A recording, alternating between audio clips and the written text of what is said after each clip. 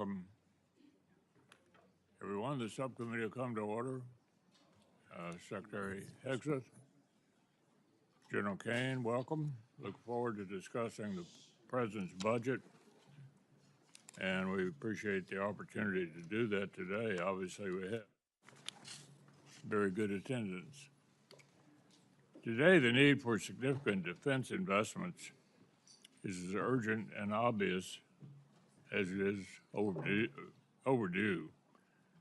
Quantity has a quality of its own, and the sheer scale of our defense commitments sends a powerful signal. But what goes under the top line also matters. The way this budget request is structured matters. This is not a $1.5 trillion defense appropriation request. It's a request for $1.1 trillion in base appropriations, and regretfully, another $350 billion in reconciliation. The good news is the base request reflects real growth, unlike the net cut in fiscal year 26 request, and very much unlike the Biden level CR in 25. But some of the most pressing items on the fiscal 27 to-do list are regularly downstream of missed opportunities in fiscal 26. For example, like the failure to fully fund $28 billion in multi-year contracts for critical munitions. The subcommittee did what we could to increase munition purchases above the fiscal 26 request levels, but we couldn't do it all without a sufficient top line. This year, the fiscal 27 request sets a higher top line, high enough, one would think, to build the department's highest priorities into the base budget request, instead of shunning them off into a one-time reconciliation request. Which brings me to the bad news. The 27 request fails to make room in the base budget for some of the military's top priorities. The distinction between base and reconciliation really matters. Base funding is what creates budget stability for the services and sends consistent demand signals to industry. And base funding is what gets extended by short-term continuing resolutions when work on a full-year appropriations is unfinished.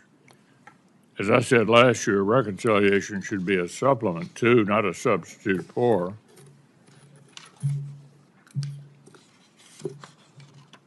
political realities will not always allow for party line budget reconciliation. And if the department's top priorities aren't built into annual appropriations, we're actually taking a big risk. The department is right to make Golden Dome, munitions, and the F-35 program and drone dominance top priorities. But these key lines of effort only work if we put them on solid fiscal footing. So, why is the department requesting funding for multi-year munitions contracts, which by definition require steady year-on-year funding via a one-time reconciliation? And why risk some of the president's top priorities like Golden Dome by not firmly building them into the department's baseline? National missile defense will require sustained funding over many years, not a one-year expenditure. Other key platforms like the second destroyer and the E-7 battle management aircraft aren't requested in base or reconciliation. So, Mr. Secretary, you've been outspoken about the pace of America's armed forces as the most, quote, powerful, most lethal, and most prepared military on the planet. I'm as committed as you are to sustaining that role, but that's precisely why I'm confused by the administration's failure to prioritize key systems in the year-on-year base budget spending. So I hope you'll explain the department's current approach to allies and partners.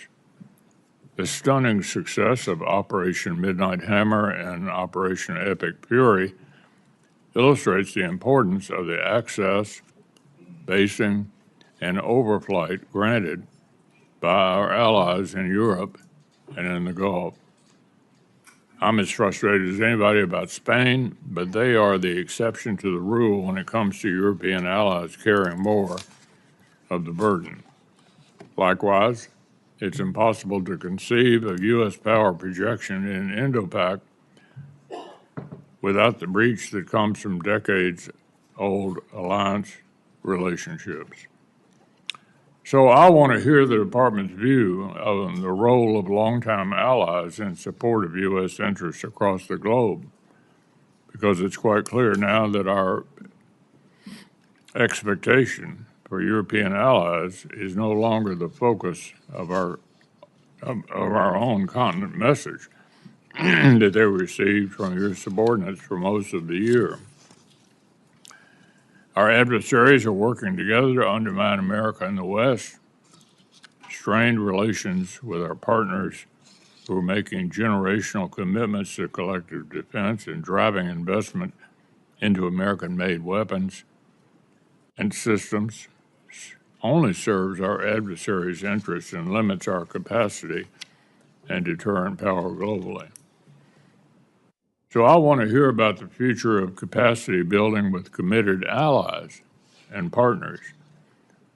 From the Baltic states to Taiwan and the Philippines, I expect the European capacity building investments intended specifically for Ukraine reach their destination without further delay. Wars in Ukraine and the Middle East clearly show that we have things to learn from our friends. If we want drone dominance, it makes perfect sense to deepen cooperation with the world's most drone warfare experts. I want to underscore this is not charity. When our partners are capable, deterrence is stronger, and the risk to our own service members is lower. This is true in the Middle East today as it was in Europe and the Indo-Pacific. And I think it's noteworthy that our allies in the Pacific have an interest in Ukraine, have sent representatives to NATO meetings. They're hoping for and expecting that NATO will play a worldwide role in defending democratic countries against these adversaries that we're all challenged by. Our allies and partners have many of the interests, and if we fail to take full advantage of it, we're only hurting ourselves. I'll end with one observation on the prospect of supplemental appropriations.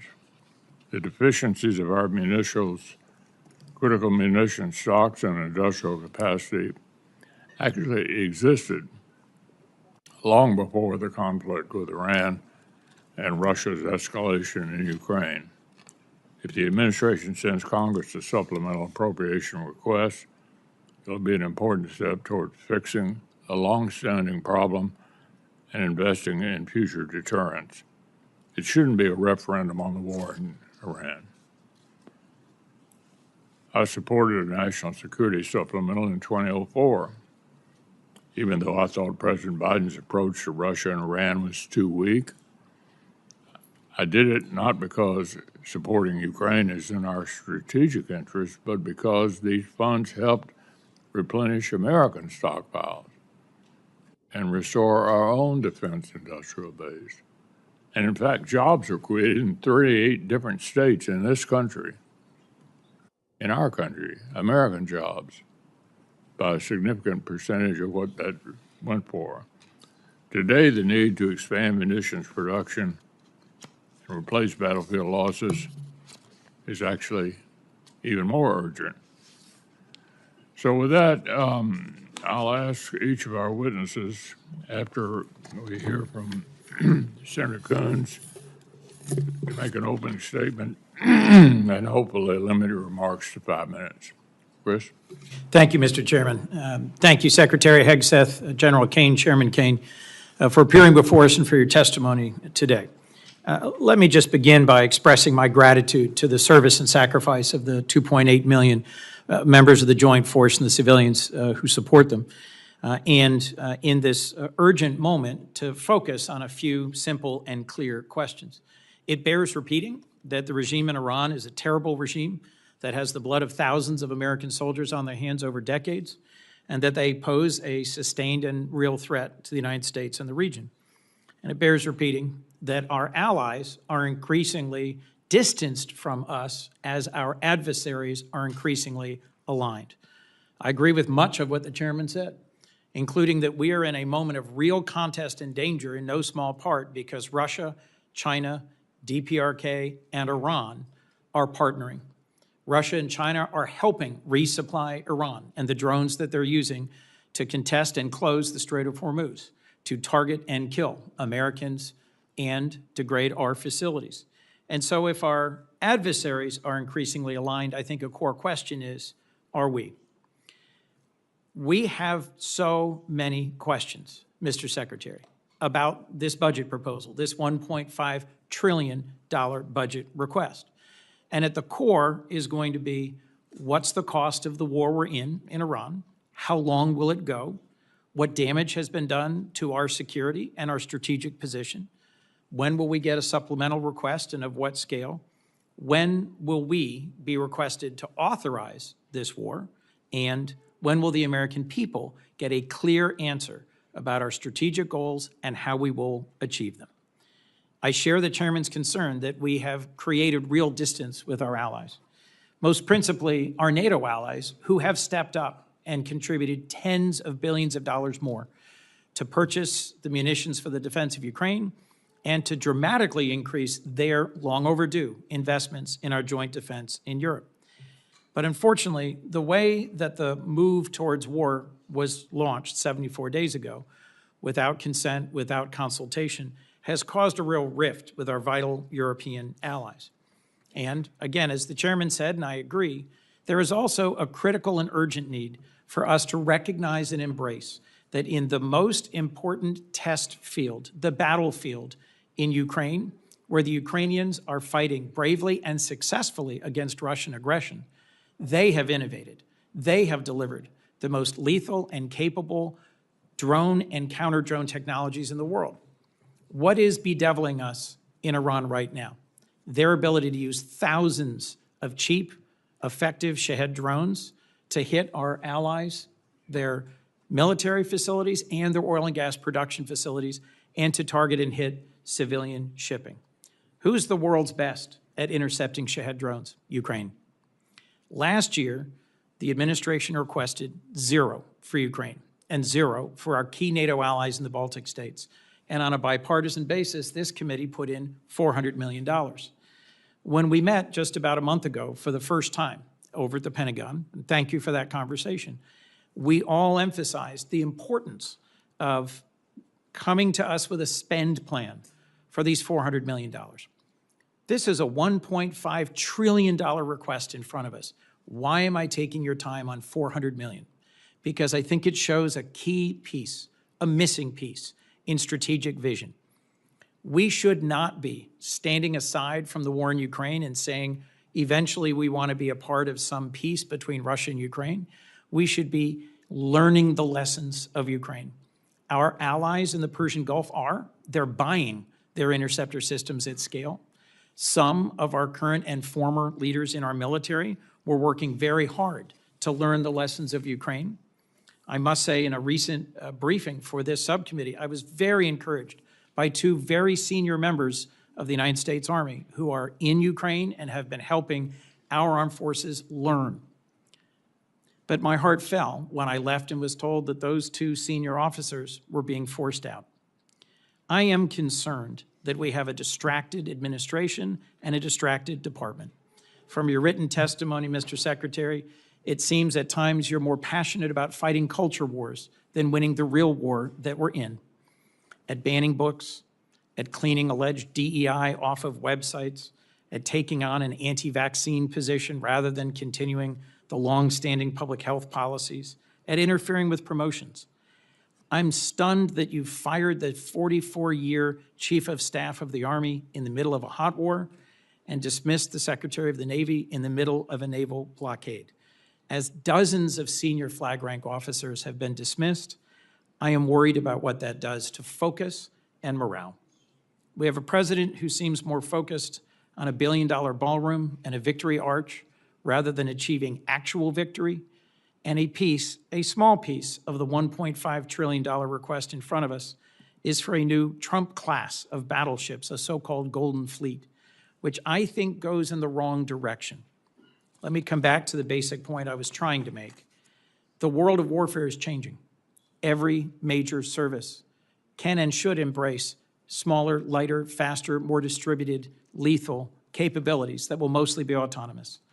This move towards a Golden Fleet, towards a new battleship, strikes me as moving in exactly the wrong direction, giving our adversaries a bigger target rather than a more capable platform. How do I explain to my constituents the cost of this war and the cost that we are looking together to invest in our national defense? I share the chairman's concerns about reconciliation.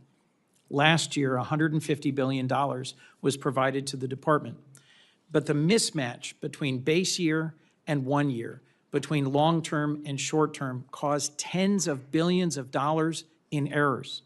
Errors in how shipbuilding was handled, errors in how new munitions are being acquired. And working together on a bipartisan basis, we fixed many of those problems. This year's budget proposal triples that request to $350 billion.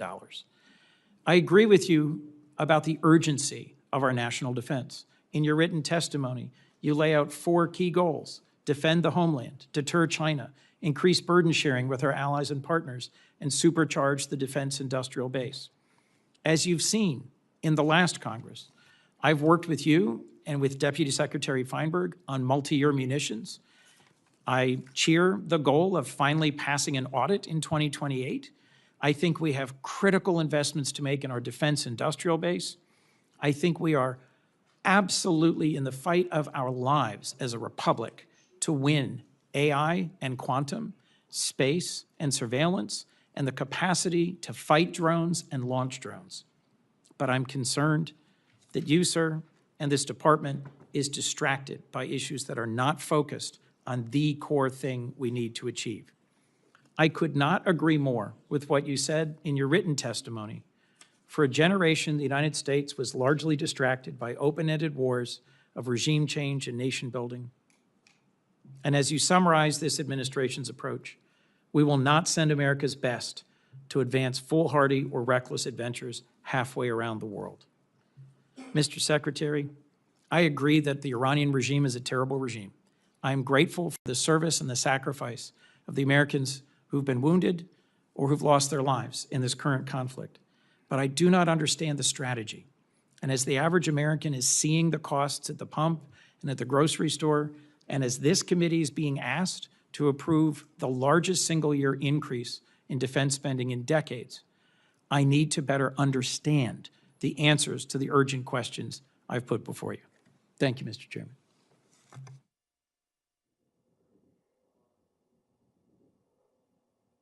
Yes, sir. Chairman McConnell,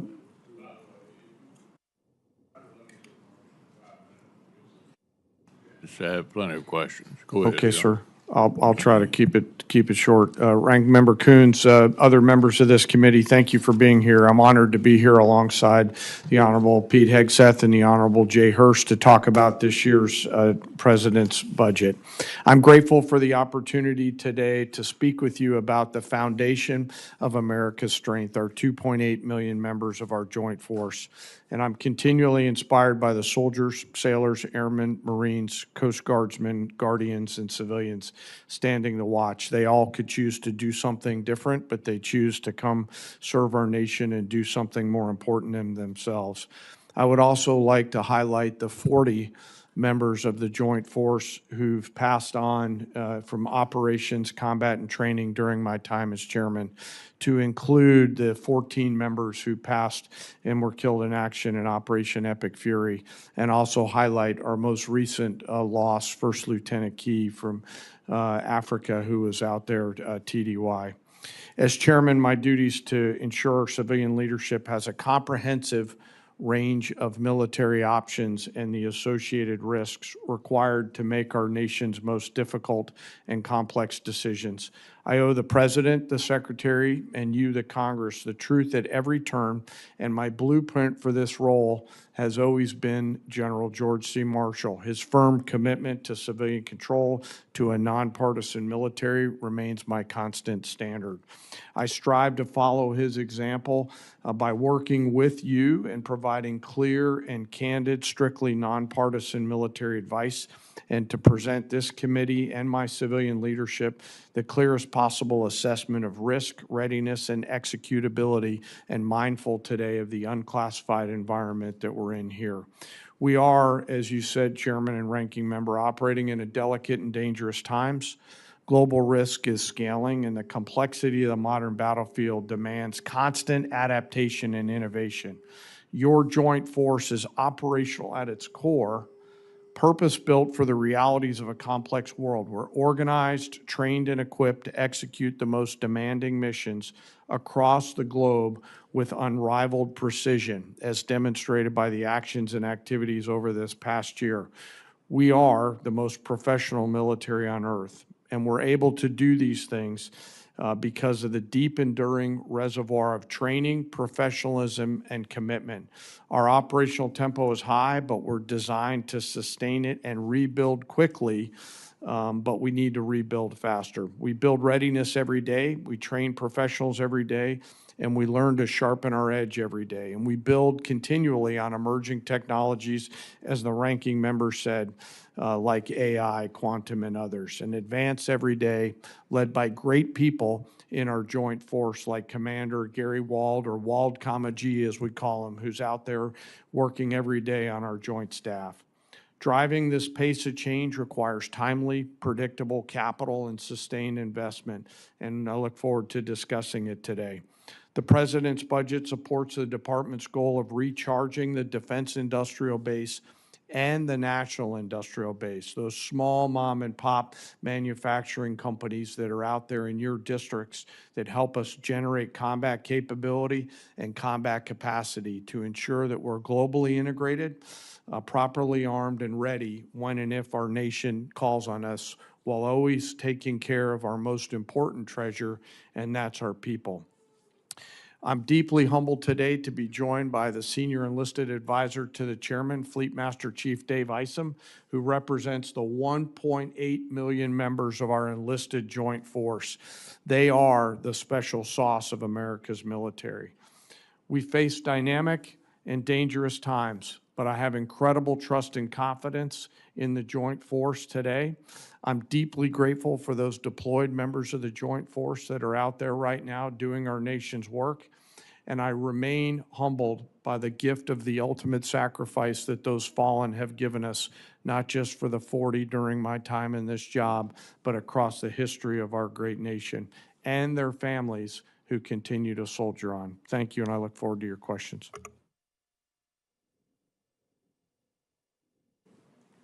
Thank you, Mr. Chairman, Ranking Member, members of the committee.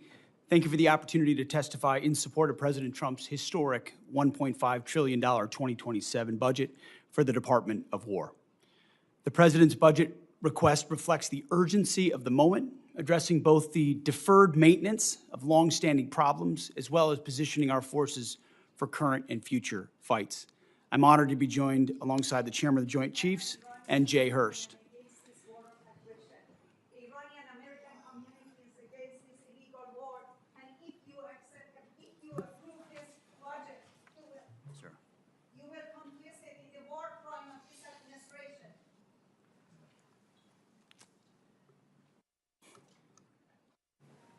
If I may interject, I ask that we have order in the hearing room so we can proceed.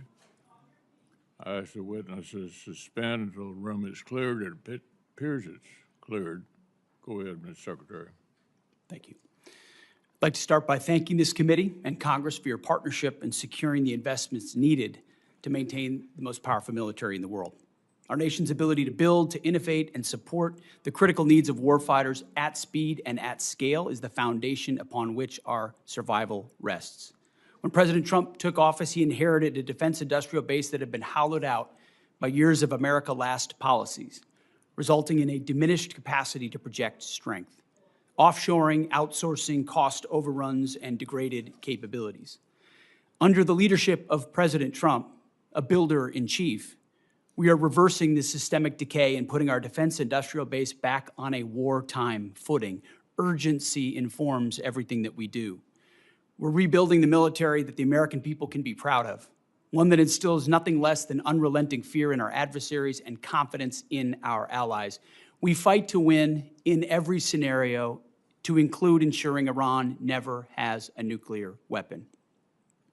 The $1.5 trillion FY27 budget put forward by the President will build upon the historic $1 trillion FY26 top line and will continue to reverse 4 years of underinvestment and mismanagement of the Biden administration. The $1.5 trillion budget will ensure that the United States continues to maintain the most capable military in the most complex of environments.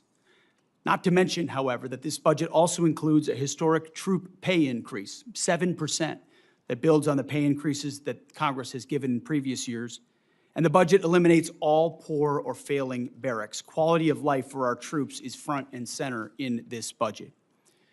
By supercharging our industrial capacity and transforming how the department does business, we are restoring American commercial dominance at a pace unseen in generations, transforming the defense industrial base from the broken, slow-moving systems of the past.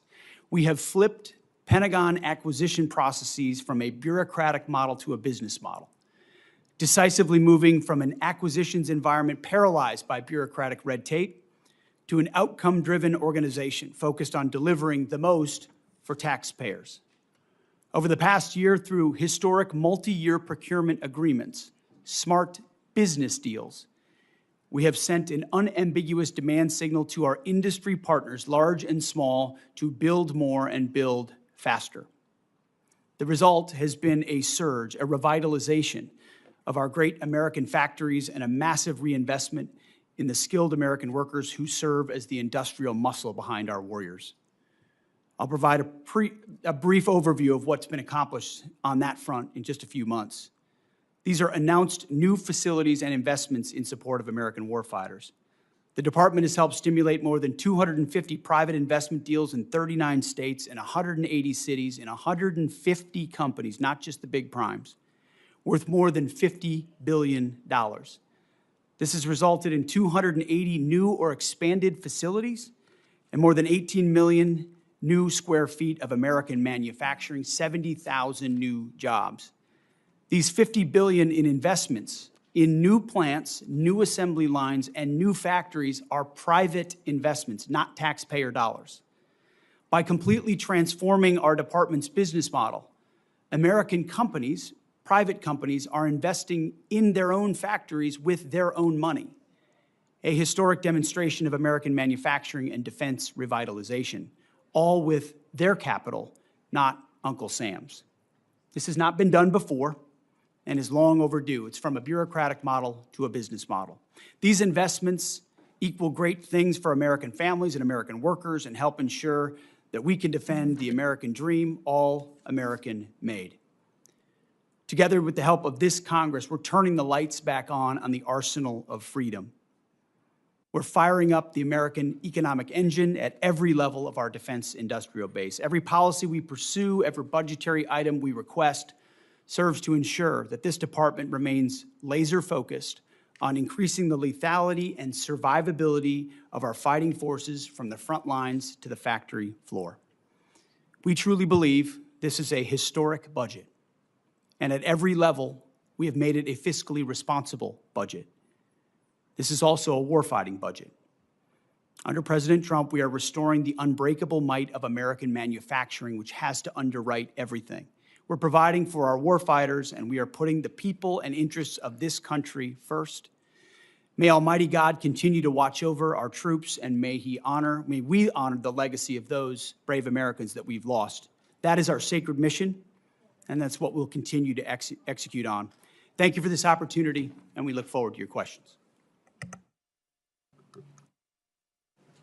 Thank you, Mr. Secretary. I know we all understand you're going with the president to China. We all agree they're the greatest long-term military and economic challenge to U.S. and our Western allies as well. Of course, Taiwan, Japan, and Philippines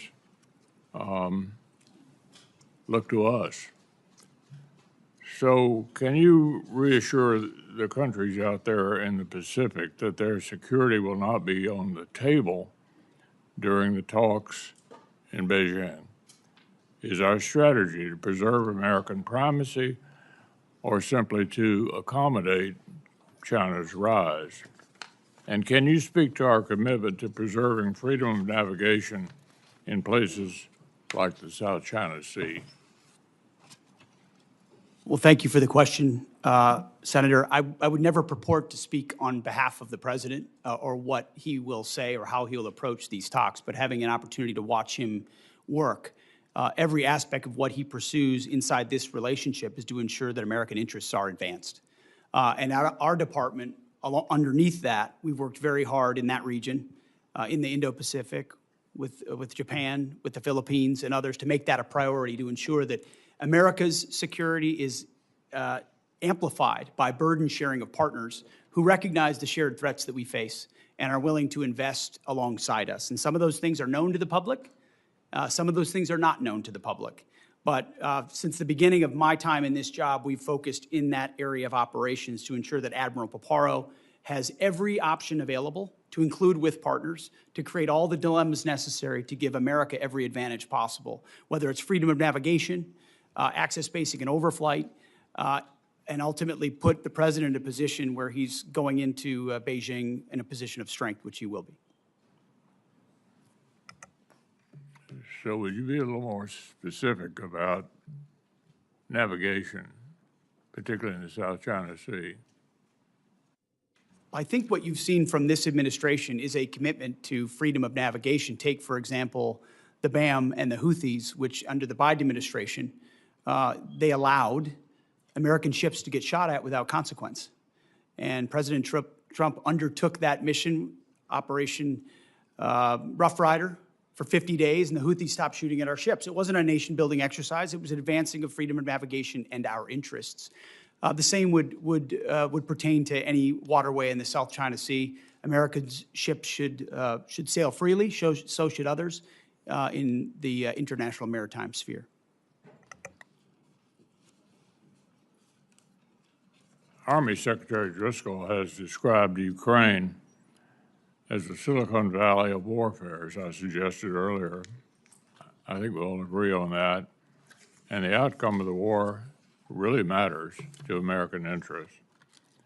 Is there a policy preventing senior department officials from traveling to Ukraine? Do you support or oppose senior officials traveling there?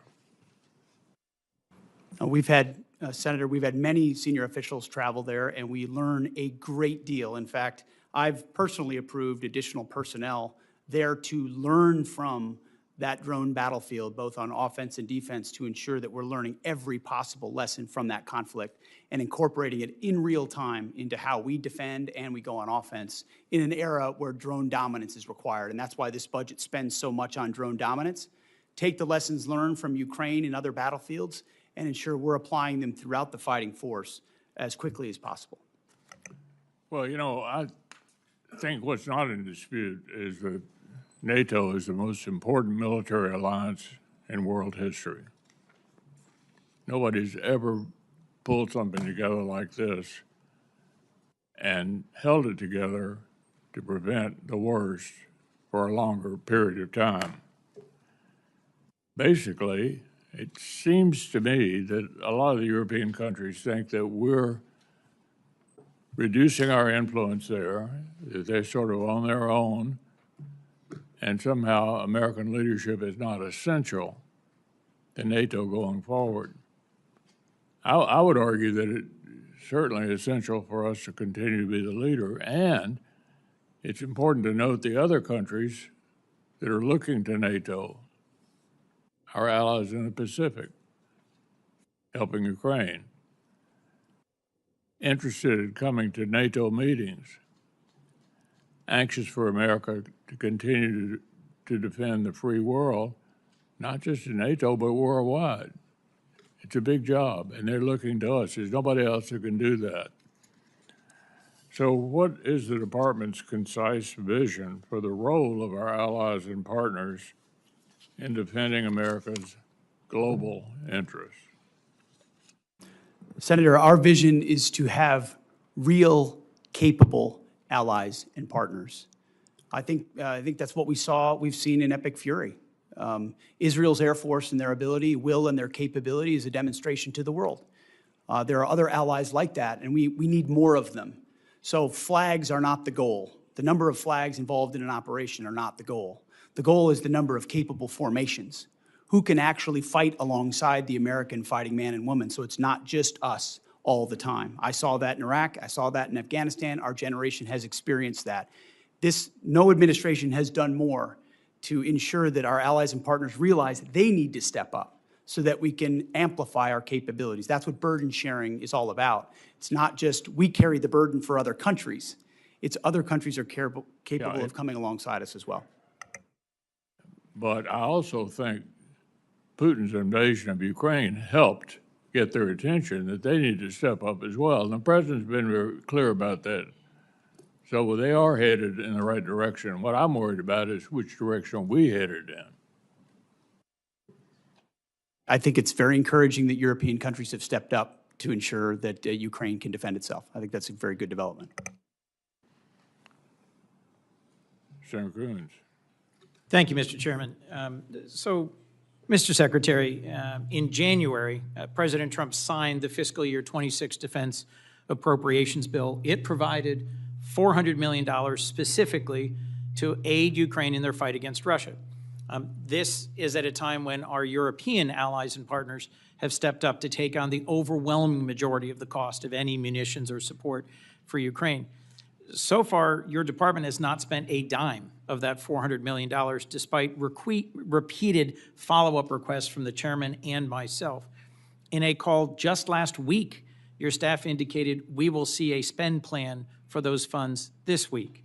Will you commit to spending those $400 million for weapons for Ukraine, and when will we receive your department's spend plan? I appreciate that question. The $400 million for European capacity building has been released from the Secretary of War's office, and we'll work with EUCOM to make sure they spend it accordingly and properly, which we have all faith that they will. Mr. Secretary, when will this subcommittee get the associated spend plan for the $400 million? Yeah, I mean, we will work with your committee to make sure that the spend plan as allocated, I want to make sure EUCOM is fully informed in how they want to spend this. They're the closest to the problem set. And so working with them to ensure that you have the spend plan, we'll work with you. Mr. Secretary, thank you, but it's May, and this has been the law since January, and you or your representatives have been asked this repeatedly on a bipartisan basis by members of this committee, and I think dragging our feet on this small investment in Ukraine's defense sends exactly the wrong signal to Putin at a time when the contest for freedom has its front lines in Ukraine. As you said, Europe has stepped up, donating billions to buy U.S. weapons to send to Ukraine to help them as they continue to take ground on the battlefield. But it seems not all the money donated by our European allies is going to buy new weapons for Ukraine, as they had understood. The memo you released just last week prior to your testimony at Senate Armed Services indicated DOD has and will continue to divert some of these funds back into DOD accounts for our own use. Will you commit, Mr. Secretary, to spend every dollar donated by our European allies for Ukraine on new weapons and capabilities for Ukraine? The Pearl Initiative, which you're referring to, which is instituted underneath this administration so that European countries are paying for American equipment to provide as they see fit. NATO allocates where it would like to allocate that. It can choose Ukraine if it'd like. That money, when it's paid for, that's where it goes. It goes to those efforts. Well, look, as the chairman raised, and as I will repeat, I view NATO as the most successful mutual defense relationship we've ever had. And your comment about we need not flags, but real and capable allies, and the foot dragging on both Pearl and the investments in our Baltic allies and Ukraine causes me real concern. As you know, a bipartisan group of us from the Senate and the House went to Denmark to lay a wreath at the memorial to the 52 Danes who served, fought, and died alongside our troops in Afghanistan. Those were not just flags. Those were real warfighters who fought and died at our request in a war that began by NATO's initiation, a service and sacrifice in Afghanistan. I just think we're sending the wrong signal by the president's announcement of the intention to withdraw 5,000 troops from Germany. Could you help me understand what is the strategic reason for a drawdown of U.S. troops from Western Europe? I would just like to clarify, Senator, it's never about the heroism of foreign troops. I fought alongside great British and European and Australian allies in Afghanistan. It's the political caveats and the limitations that they come with. It's not the troops. It's the capitals of those militaries that limit what they're able to do, where they're able to go, who they're able to fight, that create limits on our own. And anybody that's been in these formations knows that. So it's easy to talk about here. It's another thing to apply. And we need allies that are burden sharing, not becoming a burden with political limitations. I'm not talking about the troops. Thank you. Our president said in Europe that we never asked for and never received anything from our NATO allies. Was that your experience in Afghanistan, serving and fighting alongside our NATO allies? I've written extensively about that, and the vast majority of my experience was frustration with the limits of what those troops were able to do because of the political caveats, rules of engagement, and limits that came from their capitals. But you don't doubt or question that about a third of all the combat casualties in our war in Afghanistan were our NATO partners and allies. I would have to go back and check that number, but I take your word for it. Let me just assert that hundreds and hundreds of service members from, as you put it, Australia and the United Kingdom, as well as many other of our allies, served, fought, and died alongside us. So I'm just going to simply say, in terms of our reliance on our partnerships, I'll agree with the chairman that at a moment when Russia and China, North Korea and Iran are coming closer together and delivering a bedeviling lethality in this ongoing war in Iran, for which we don't have a clear strategy or clear answers, our better strategy would be to partner more closely with Ukraine, dig in deeper with our real values-based allies, our treaty allies in the Western Pacific and in Europe, and together find a path out of this, rather than berating them and bullying them for not coming along in a war they were not consulted about or briefed on before it began. I look forward to a second round. Thank you, Mr. Chairman. Senator Collins. Thank you, Mr. Chairman. General Caine, when the Department of War was planning its operations in Iran, did you anticipate the closure of the Strait of Hormuz and the resulting impact on oil supplies for many countries, including here in the United States, where we've seen gas, diesel, and home heating oil prices go up? I ask this question because there's historic precedent, obviously, during the Iraq-Iran war. Tankers were fired upon in the Strait. Senator, thanks for the question. As always, we have an incredible staff over at the Pentagon and down at USCENTCOM. And we always look at the range of military branches and sequels. I won't comment on any particular one because that gets to whatever advice I may or may not have given to the president, and I do that in private. But you should rest assured, as should the American people, that we cover and consider the full range of things all the time in our careful consideration of military actions and the advice and/or options that we present to our civilian leaders. It seems to me that there's been a different plan almost daily with dealing with this problem, which is why I ask. Mr. Secretary, Let me start by thanking you for visiting Bath Iron Works in the state of Maine. The workers were very pleased to greet you and hear your encouragement and praise.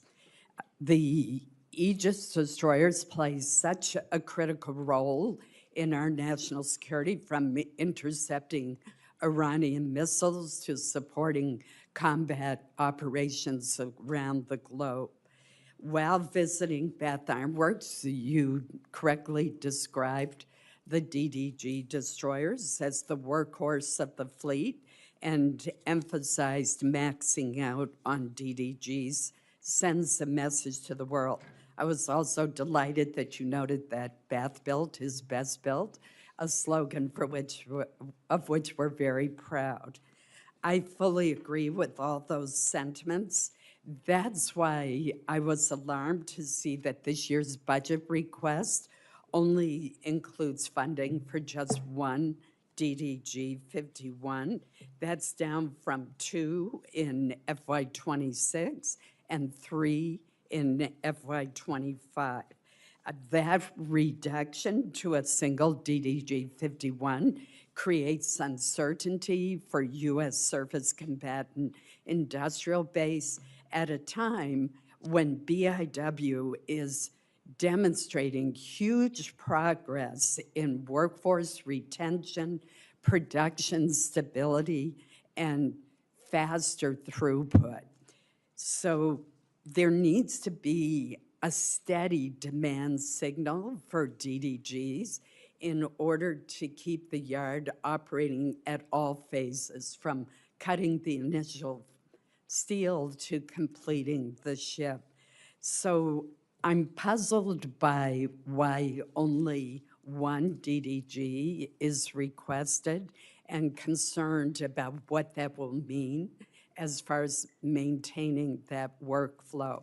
I'm particularly puzzled by the decision in reconciliation to request $1.8 billion for foreign-born surface combatants at the same time that there's the proposed cut for American-built destroyers.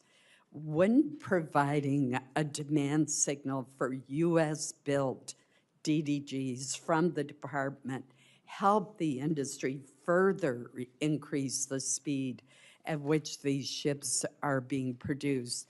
And I'm sure when you were at Bath, they probably showed you the chart of the enormous progress that they are making. I appreciate the question, Senator, and it was a great visit, and it's incredible what they do.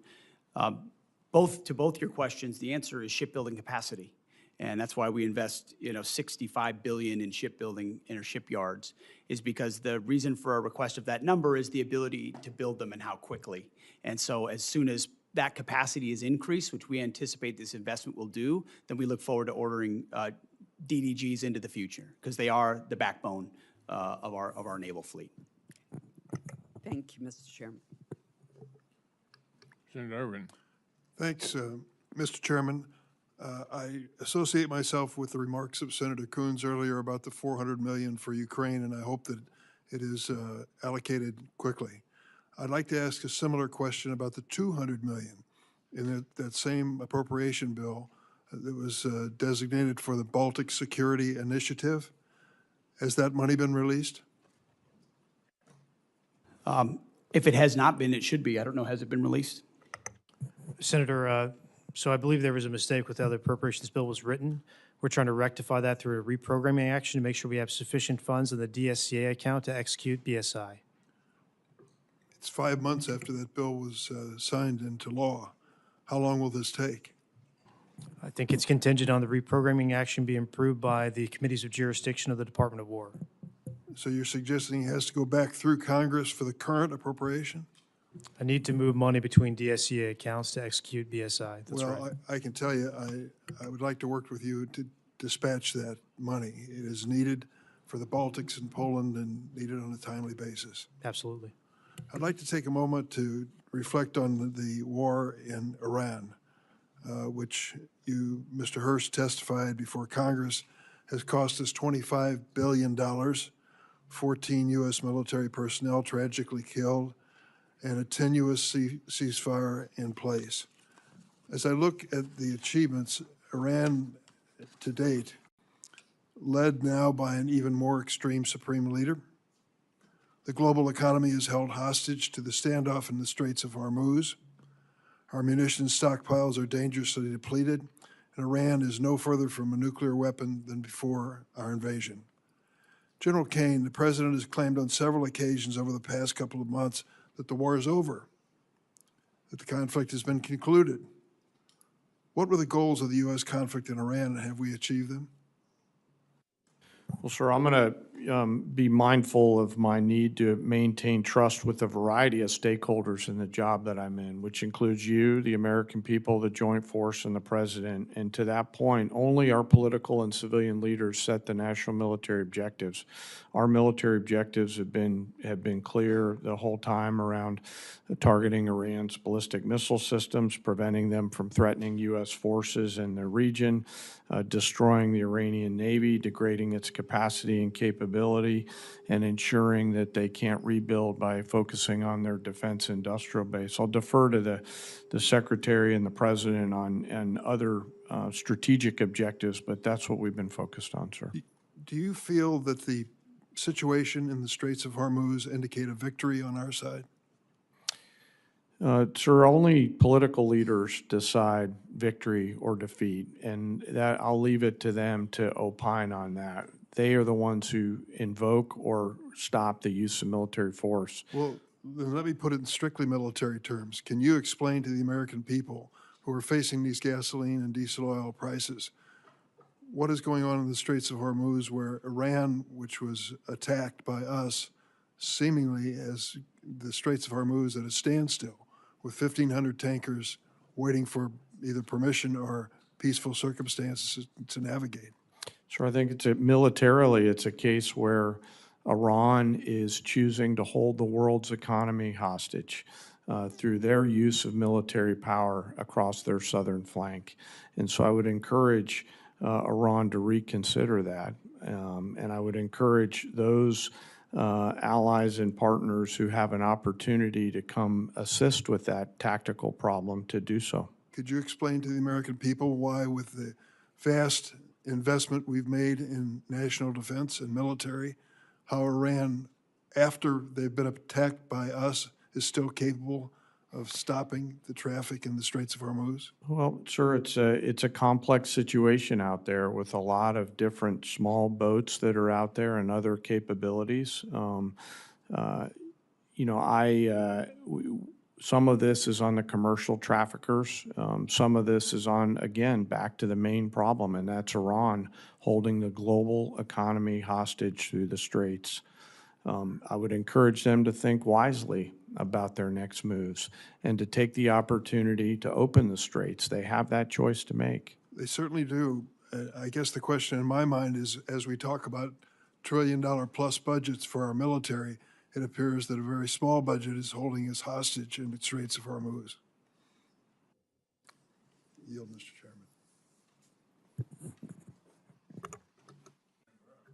Chairman. Thank you. I just want to start off with saying that these military operations against Iran have been spectacular. In a matter of months, we have degraded the largest state sponsor of terrorism beyond what I thought was possible, probably more to come. Ms. Secretary, 900 pounds of 60% enriched uranium, do we all agree that's what Iran has buried somewhere? In this format, some of that should be classified, so I wouldn't comment on the exact amount of anything. Okay, well, it's just pretty well known. They brag about it. Is it possible they could have 60% highly enriched uranium without them cheating in the past? We know in every context of what Iran has undertaken, they've lied and cheated. The answer is no. Everything that Obama and Biden did was designed to keep it to a civilian nuclear program. There is no way in hell they can have 60% highly enriched uranium unless they cheat. So everything y'all did failed. And you want to criticize? You failed. You allowed Iran to be a threshold nuclear nation. Everything you did failed. Missiles, Diego Garcia. Did they shoot missiles at Diego Garcia, General Caine, the Iranians? Yes, sir, they shot a few. Under the protocols we had in place, were they supposed to be able to do that? Without reviewing the fine print, I believe the answer is no. No, they weren't. You failed there. You failed to stop Iran from being a nuclear threshold nation. You failed to stop Iran from having missiles that could go thousands of miles. Why should we listen to you? Bottom line here, China. Does China buy 90% of Iranian oil, Ms. Secretary? China buys a very large percentage of Okay, Iranian oil. 90% is pretty large. So does China buy, are they the largest purchaser of Russian oil and gas? I would imagine they're up there, Senator. They are. They're the largest. So President Trump, when you go to China, realize that the person you're talking to is propping up Russia and Iran. I appreciate what you've done in Iran. I appreciate what you're trying to do to end the Russian-Ukraine conflict. Do you agree with me, Mr. Secretary, that of all the countries on the planet, China could have the most influence of ending this war if they chose to? I think the most influence is in President Trump's hands and what he decides to do, and he'll Well, set what the if- terms what of how if this. China stopped But buying- ultimately, China has a lot of leverage, you're right. Yeah, they did. What if they stopped buying 90% of oil from Iran? That's not President Trump. That's up to China. Do you support putting tariffs on China if they continue to buy Russian oil and gas?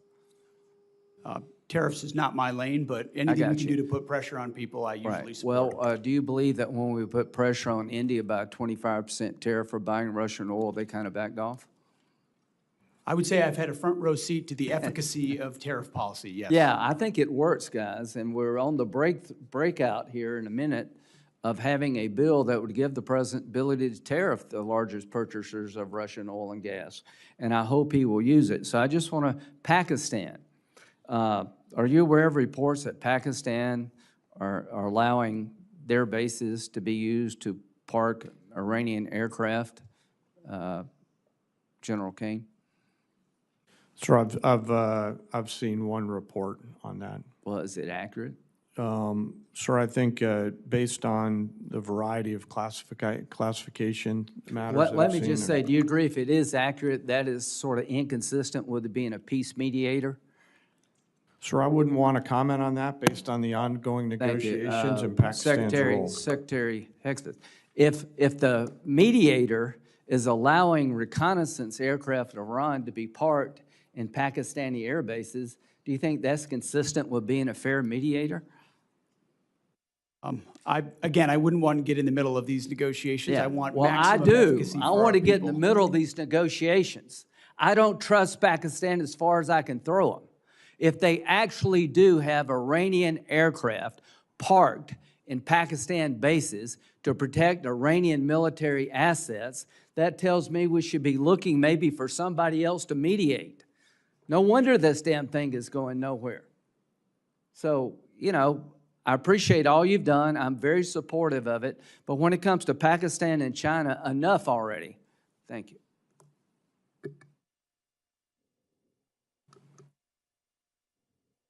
Thank you very much, Mr. Chairman. Thank you, gentlemen, for being here today. Mr. Secretary, we have been trying to track down the expenditures in the Operation Epic Fury and Operation Freedom now. And we've sent letters, and we've got very few responses. We've been sending letters since March 10th. We did understand that there was a release that in the first 6 days, $11.3 billion was spent. And then recently, we were told $25 billion was spent. Today, I think the number is $29 billion. Can you provide some details as to what consists of that $29 billion? Have we counted everything?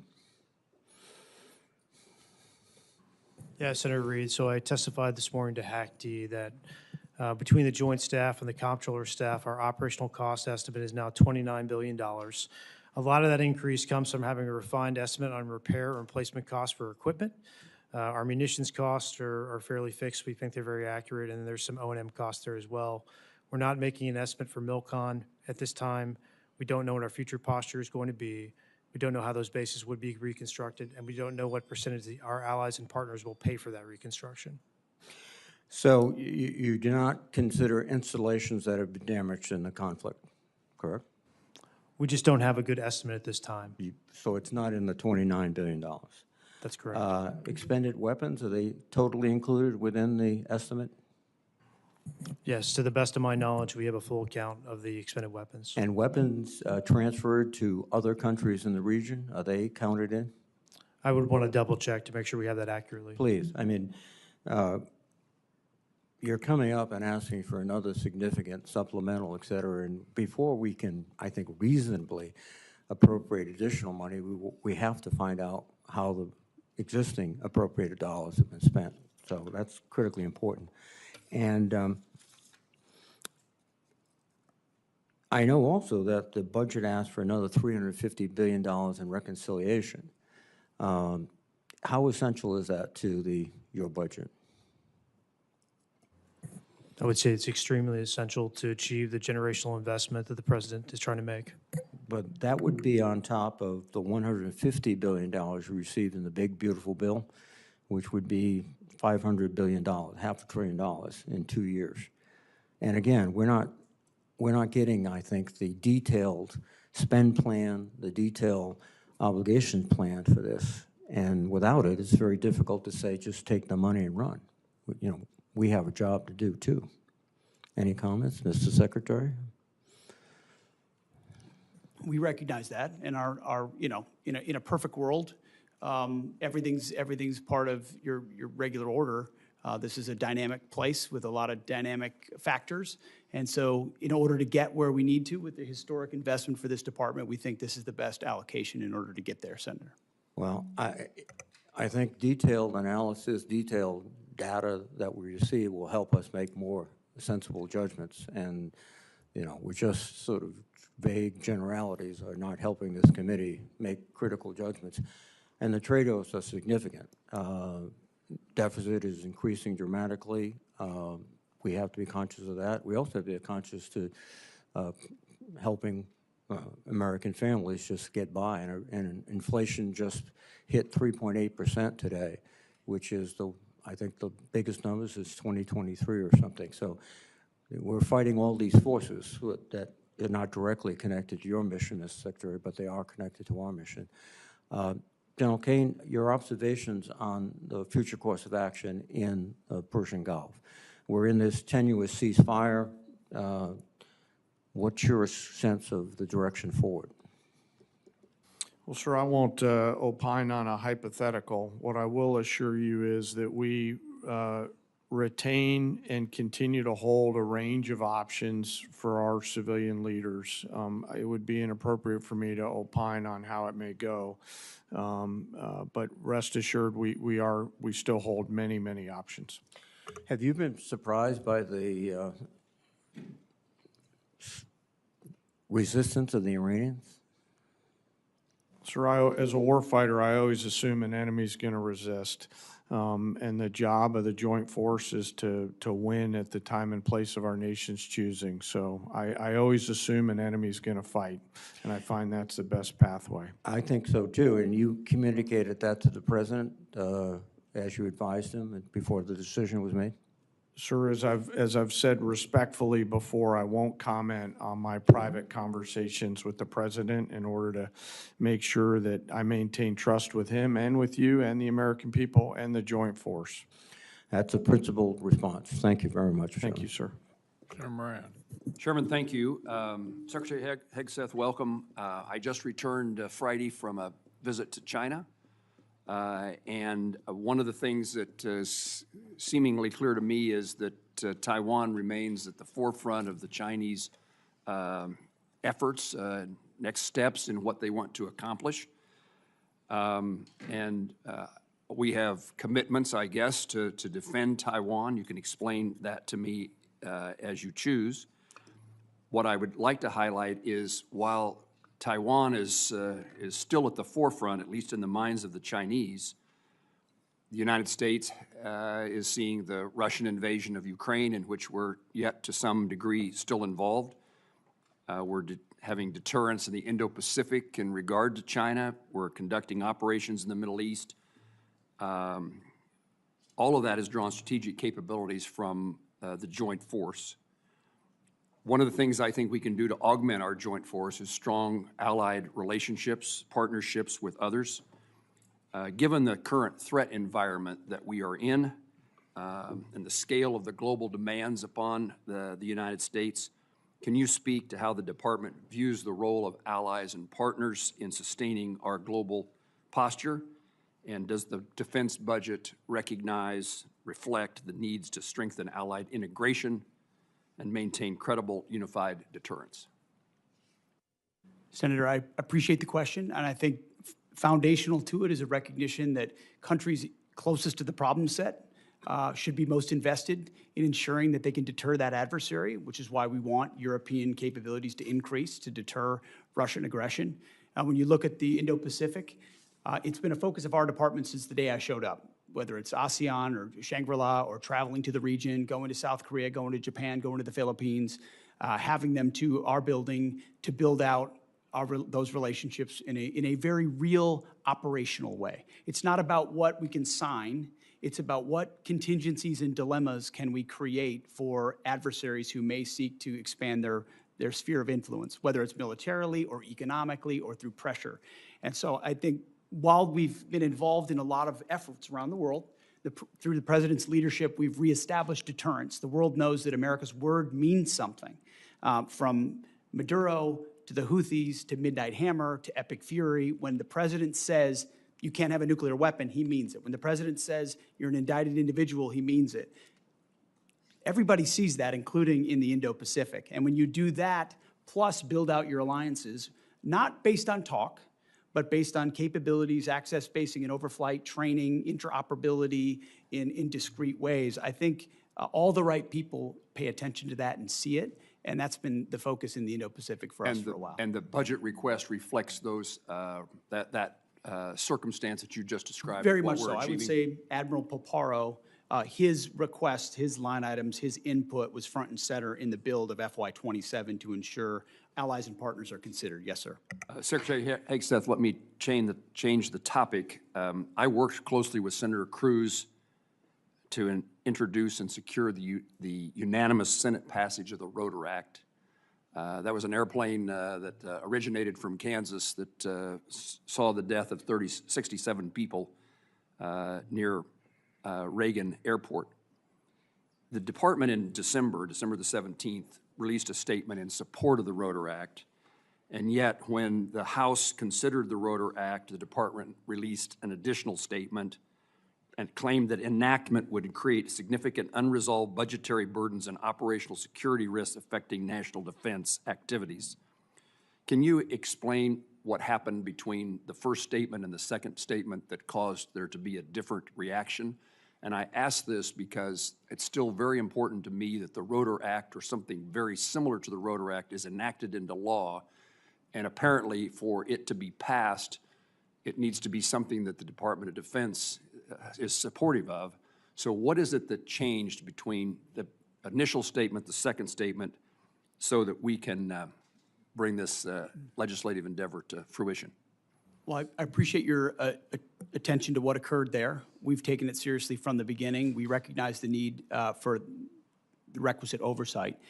It was an earnest change. The department didn't think that the changes that we had asked for were incorporated properly into the bill, and as a result, we came out and opposed it. But we look forward to an iteration of that bill to get passed because we think it's important that it happen. If I can paraphrase in my words so I understand what you're telling me, it isn't that something changed, it was that what you asked for didn't get enacted in the Rotor Act before it passed the Senate? Correct. We think some changes that need to be made were not made to the bill, and as a result, we changed our position, but we look forward to supporting something in the future. Yes. In my 15 seconds left, General Caine, could I ask you to visit with me momentarily after the hearing so that I can raise a topic with you and have you point me in the direction of where I can find an answer? Of course, sir. Thank you. Senator Murray. Thank you very much, Mr. Chairman. Mr. Secretary, the war in Iran has not only cost 13 American service member lives, it is also costing American taxpayers dearly. Tens of billions of dollars and counting, and that's money that could be helping people perhaps get health care. But instead, we're paying for bombs dropped in a war that American people overwhelmingly oppose. Now, earlier this morning, I know that your team testified Trump's war with Iran cost $29 billion so far. That is $29 billion blown on a war of choice, and that's what it would have cost, actually, to save the ACA tax credits. But as my colleagues have already stated, what is concerning as well is it seems quite clear that that cost estimate is suspiciously low. Now, your acting comptroller suggested that damage to U.S. facilities was not factored into that figure. It is clear that there has been extensive damage to American military assets. New reporting from the Washington Post and others indicates that Iran has hit at least 228 structures or pieces of equipment at U.S. military sites. Can you tell us what the cost of damage done to U.S. facilities is because of this war? Well, I think Jay covered pretty clearly what we can or cannot share, but I would simply respond that, and I think it's an important point, considering what the president is undertaking, is what is the cost of Iran obtaining a nuclear weapon? And the fact that this president's been willing to make a historic and courageous choice to confront that, it comes with cost, and we recognize that. I understand and what we your honor judgment that, is. We have a judgment as well, and I'm asking if you can tell us, and at what point you can tell us what the cost of damage done to U.S. facilities is because of this war. Yeah, ma'am, thanks for the question. So for future posture in the Middle East, we don't know what that's going to look like. We don't know how we're going to design these bases. The damage to date, you do not have any cost estimate on it at all. For the military construction, I don't have a cost estimate to provide you at this time. Well, when will we get that? Again, it depends on what the future posture is, how we decide to construct those bases. To date, you know what has happened to date. We can't get that number, and that is a real concern to us. Our job is to appropriate dollars, and we're just told it's coming, and we don't get it, so it's very hard to do our budgets. And right now, Mr. Secretary, people are paying $4, $5, even $6, $7 for gas, and American taxpayers are now on the hook as well for paying for this disastrous war. You're spending families' hard-earned tax dollars on a war that many strongly oppose, and you're forcing people to pay more at the pump, and yet you're not even providing a real breakdown for the cost of this war so far. We have no real details, you have indicated that, and yet now you want Congress to send you $1.5 trillion more. To me, that is unacceptable, and I hope our Republican colleagues will join us in not only rejecting that absurd request, but in insisting that the American people get the actual answers on how much money, their money, we are spending on this. Now, let me turn and say, Secretary Hegseth, the president has called Medicaid, Medicare, and child care little scams and said, quote, "We're fighting wars, we cannot take care of daycare." I'm just trying to understand that. Is it your position, since you're asking taxpayers for another $500 billion for the war, that American families should be forced to give up child care and health coverage so that you can have $1.5 trillion for this budget? Senator, that's not my department. I certainly support this, and I also support the president's efforts to find and remove fraud wherever possible in a general sense. I'm not talking and we do about that in our fraud. department as well. I'm at every step. not talking about fraud. I actually asked whether an American family should lose their health care or their child care to pay for this budget. That is literally what the president suggested. The president has proposed a historic $1.5 trillion budget that will defend the nation and confront threats like Iran, which previous presidents allowed to happen, as Senator Graham pointed out. Well, previous administrations said they wanted to take care of this problem, the question, and they did not, and he's doing this it. Committee, the question in front of the American people is, what are they being asked to give up for this $1.5 trillion? That's where I was talking about. And lastly, Mr. Secretary, your budget request cuts through Trump's ramblings and really, to me, makes the truth clear that you and the president don't value families as much as you value defense contractors. You want to increase the war I budget. meet Let me every finish. family at Dover. Okay, don't tell me Let we me- don't care about families. We Mr. sure do. Mr. And we Secretary- take care of them in every way we possibly can. I'm asking you about taxpayer dollars that everybody has. So when we've been to war before, we have asked people to do victory gardens. We've asked them to pay more. You are not doing that. You are asking for $1.5 trillion, which means something else has to be given up. That is what this committee is looking at. You want to increase the war budget for the next year by $500 billion. That is taxpayer money that could be used to feed families or build new affordable homes or wipe out some diseases completely or increase child investments 20 times over. But you are asking us to blow it all on war, and that's not even counting the money that you have spent bombing Iran or that you may still request in a separate supplemental. And to me, this budget wasn't even strategically crafted. $1.5 trillion is like the president decided that was the number and you all filled in the blanks. So what I'm here today to say is you asked for a massive laundry list of unnecessary spending. It's a huge payday for defense contractors, and you still don't even ask to give DOD civilian workers a pay raise. And to me, this is absurd. I know you do not care what I have to say. So let me quote you someone you might actually listen to, President Eisenhower. He said, "Every gun that is made, every warship launched, every rocket fired signifies, in the final sense, a theft from those who hunger and are not fed, those who are cold and not clothed. This world in arms is not spending money alone. It is spending the sweat of its laborers, the genius of its scientists, the hopes of its children." That is what this budget proposal is asking. It's going to leave Americans cold and hungry to fund Trump's war and make defense contractors a fortune. So that is why I hope this committee throws that in the trash and comes together with a budget that works for all American families. Thank you, Mr. Secretary. Thank you, Mr. Chairman. Senator Hoeven. First, I want to thank you, gentlemen, and all of our men and women in uniform for the incredible defense of our nation, what we're seeing really around the globe, and certainly in the Gulf right now. The professionalism, the capability of our men and women in uniform is frankly beyond belief. It's just amazing. And we need to say thank you to those men and women and their families every single day. It's really something. My first question is, Mr. Secretary in General, is there a way to secure the Strait of Hormuz before we fully resolve with the conflict with Iran? Well, thank you for your statement up front about the troops, and we certainly feel the same way. They're the best of America and deserve the best from all of us. As it pertains to, I actually didn't get a chance to reply to Senator Durbin, who said that Iran was attacked by us. I would take issue with that. For 47 years, we've been attacked by Iran, and they've been lying to pursue a nuclear weapon, and President Trump had the courage to do something about it. I don't think enough has been stated about the blockade and the power of the blockade and the dilemma that our blockade creates for them. They can't move anything out of Iranian ports, and over, I think it's 65 ships at this point have been turned around or disabled. The economic pressure that creates on them greatly outstrips the pressure on us, and we don't use the Strait of Hormuz anywhere near as much as the rest of the world does, or certainly they do. And I think it creates a lot of dynamics for future energy dominance for the United States of America, considering the increased capability that our country has, not to mention opportunities in Venezuela. So we have a range of options, as the chairman and I have discussed extensively, mostly privately, but some in public, to ensure that transit were to continue, should the president or others want us to go in that direction. But ultimately, we control the strait. Because nothing's going in that we don't allow to go in. And trust me, when we look at what Iran's thinking about that, they know they can't break it, and it's very concerning for them. Iran only responds to strength and force.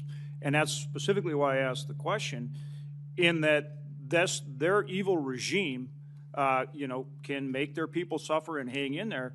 But if we can keep the pressure on with the naval blockade and navigate the Strait of Hormuz, we can keep the stranglehold on this evil regime and force the type of solution that we need and the kind of verification we need to enforce it. And that's, again, why I asked this question, and maybe both you gentlemen could respond to that. I'm not saying that is what the outcome will be or, ultimately it's up to President Trump. But what I'm saying, is it possible to keep that stranglehold on with the blockade, even though, the tyrants, the IRGC won't give up right away, and secure the Strait of Hormuz while we continue to put that pressure on them for a result that can work for this country and the world and that's enforceable? And I'd like you to give me some more color on that, both of you gentlemen. Sure, I'll take a moment here and talk about pressure. And what you're really alluding to is what the entirety of the interagency is working on, with a hat tip toward Secretary Bessent, Secretary Rubio, and the rest of the interagency. The totality of total pressure, which the military element is just one component on, is what the regime in Iran is feeling right now. And I think there's no shortage of ability to hold that pressure.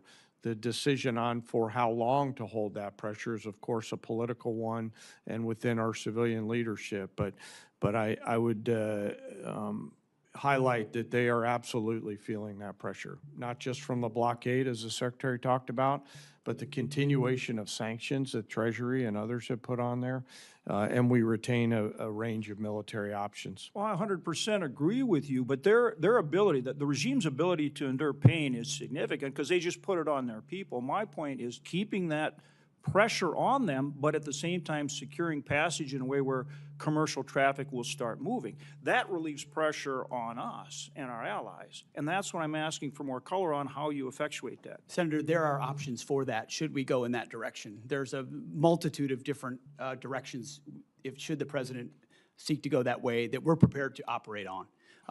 Evidenced by the destroyers that went in and came back out. Exactly.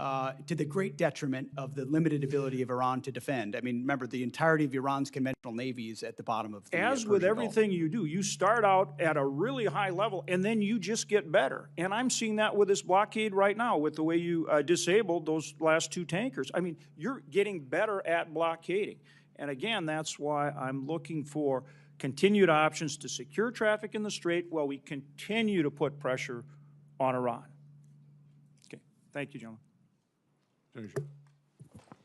Thank you, Chairman. Secretary General, thank you for being here. Secretary, I want you to provide some reassurance for my constituents.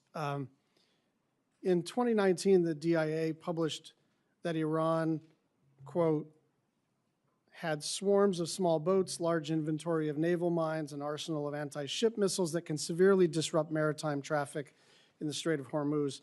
In 2025, after Operation Midnight Hammer, a Brookings expert said, quote, "It is wrong to conclude Iran is now a defeated nation and will act accordingly. Iran's demonstrated destructive missile capabilities have penetrated nearly every part of Israel.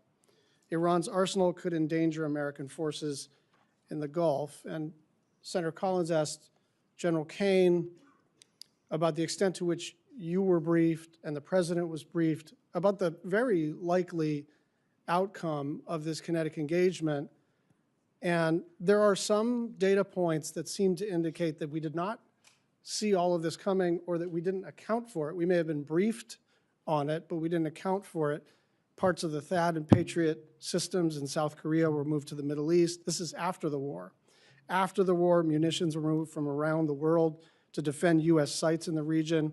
There was a rush to evacuate United States personnel, and Iran struck more than 200 structures and equipment at 16 U.S. sites. So, Secretary, can you just reassure us that this was all foreseen and part of the plan, or can you tell us whether there were any surprises here? Well, thank you for the question, Senator. I can reassure you that it was all accounted for. Every aspect of this was poured over by the Joint Staff, by civilian leadership, and represented in pursuit of a very clear goal. And the chairman laid out correctly what the metrics militarily were from the beginning, whether it's ballistic missiles, Iran's navy. You know, you can't contest a blockade if you don't have a conventional navy, destroying the defense industrial base. But it was all in service of ensuring Iran never has a nuclear weapon. So as a for example, I mean, that was, so I want you to know, it was all seen through the lens of preventing Iran from having. Yeah, I understand that's the underlying objective, and I do not dispute the military success. I don't think there's any doubt that when the most powerful, most well-funded, most technologically advanced, most disciplined, most trained military in human history sets out to do something, they almost always accomplish it. And so that's not what I'm talking about. I'm just wondering why we're moving THAAD assets from South Korea after the war started. I'm just wondering why there was a scramble to evacuate personnel, and I'm wondering why the President of the United States, our Commander-in-Chief, said that he was shocked that Iran would retaliate by striking other countries in the region. This was not just foreseeable, it was foreseen. It was, you don't need to get into a skiff to understand that their likely play was to asymmetrically retaliate and then to close the strait. And then it happened, and then the president said, gosh, who could have seen this coming? I'm just trying to figure out, for those of us on the left and the right who are wary of regime change wars, who are wary of happy talk, who have learned through terrible experience the cost of this kind of adventurism. Why is this any different, and why didn't we see this coming? I appreciate your lauding of the force up front, and earnestly, that it's the greatest fighting force on planet Earth. But that was the same fighting force that surrendered to Iranian fast boats under the Biden administration. We all remember the pictures. Remember the Americans with their hands above their head at gunpoint of the Iranians? It's because they didn't have leadership like President Trump, who empowered them to do what was necessary. The Biden administration allowed them to pursue nuclear ambitions, didn't do anything about it. President Trump stepped in. We factored all the risk and ranges of options, put in maximum defensive capability for our troops as we could in real time, empowering the CENTCOM commander with everything he needed to ensure this mission could be as successful as possible, knowing there are branches and sequels of every operation that have to be accounted for. I'm going to factor the Navy. You might wonder, why would you sink the Navy if you're trying to prevent a nuclear Iran? There's reasons for that, because you're planning for contingencies in other ways that this could go as well. Secretary, I'm trying to stay on time here. I hear what you're saying. I just don't hear an answer to the question of why we had to take certain actions that could have been taken before the kinetic engagement and would have kept our assets and our personnel more safe and would have looked and actually been more planful, more thoughtful, more well executed. Why are we doing all of this stuff as if it's a scramble if all of this stuff was foreseen? I think I'm quite confident, along with the CENTCOM commanders, that we took every action possible to ensure that we were prepared for this conflict. Thank you. Senator Murkowski. Thank you, Mr. Chairman. Mr. Secretary, gentlemen, thank you. I wanted to start off my questions with a focus on the reconciliation package. I know that it has not yet been introduced, but we're told $350 billion. Here's my concern, and I'm just going to be really direct. We've got a second reconciliation that we're going to be dealing with in these next few weeks regarding immigration enforcement, and we're halfway through a calendar year. A third reconciliation may or may not happen. I'm just being direct and upfront. I think certainly the focus will be to try to move us to that. But here's my concern. If we have a $350 billion sitting in the reconciliation package, you look at what is contained in that. 53 of your 85 requested F-35s. So I look at that and say, wow, if the reconciliation bill fails or doesn't advance, you drop below your own FY26 fighter procurement baseline. Over $53 billion for drone dominance. I think this is all something we support. Over $113 billion for munitions production and industrial base investment. There's other areas. So here's my question. I worry about us banking on a third reconciliation package. I know we don't want to engage in the speculative here, particularly if it's a negative, but I'm worried about the committee accepting a defense budget where effectively a quarter of it, including some of the bread and butter procurement requirements, depends on a third reconciliation package that may be an uphill climb. And so I don't know, Mr. Secretary, if you can kind of walk me through why I shouldn't be worried about this, why what is included in the base budget bill will be the good coverage that we need, and it is not necessarily dependent on an additive of the reconciliation. Senator, I appreciate that perspective and share your concern. That's why one of the main efforts, setting aside operations and everything we do in real time for the troops, is ensuring that both the base discretionary budget and reconciliation are passed so that President Trump's historic budget is realized. Because of the underinvestment of the past, whether it's continuing resolutions or Biden budgets, we need to supercharge our defense industrial base, our munitions into the future.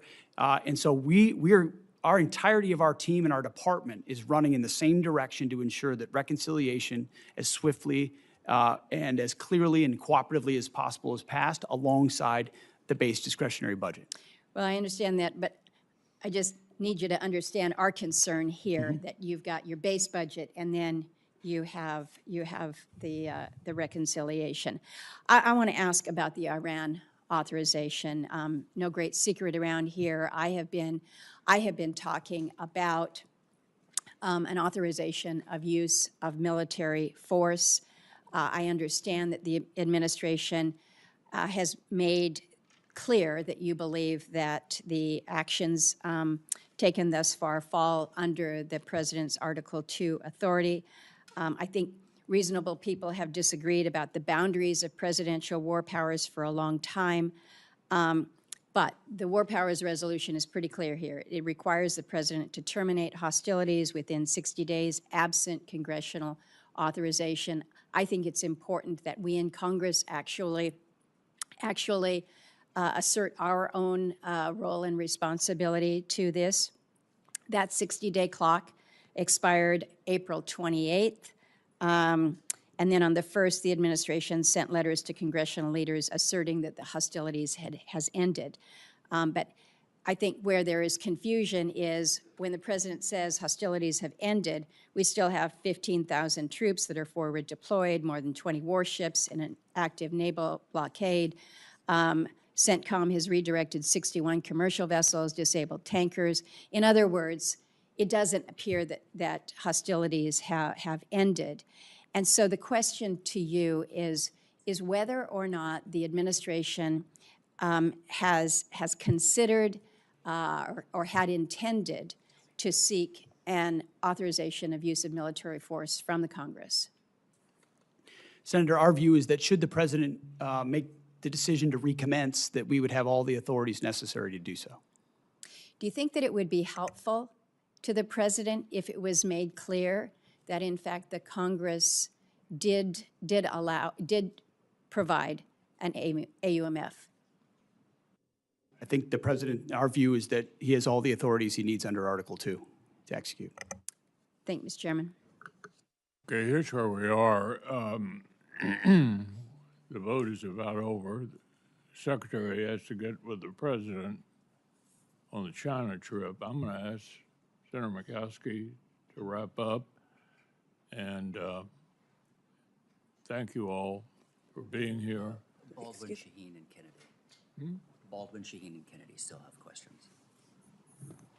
Wrap up after. Hold here.